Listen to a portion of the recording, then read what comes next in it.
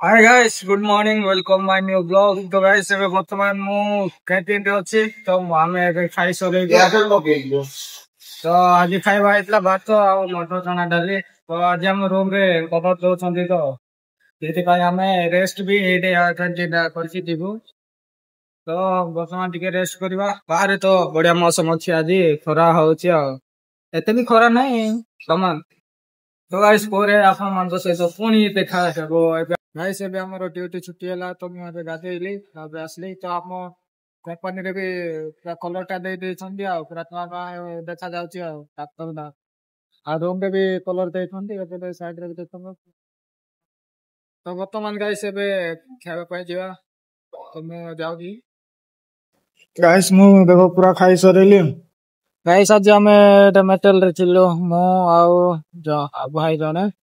ତ ଏବେ ବର୍ତ୍ତମାନ ନାଇଟ୍ ଡ୍ୟୁଟି ଭାଇ ମାନଙ୍କର ଚାଲିଛି ଆଉ ତାପରେ ତ ଗାଡି ଦିଟା ଲାଗିଛି ଲୋଡିଂ ପାଇଁ ଆଉ ଏପଟେ କଟପିସ୍ ଯାକ ଅଛି ଆଉ କଲର ଦିଆ ହେଇଛି। ଏବେ ଦିନରେ ହେଲେ ମସ୍ତ ଦେଖାଯିବ ଆଉ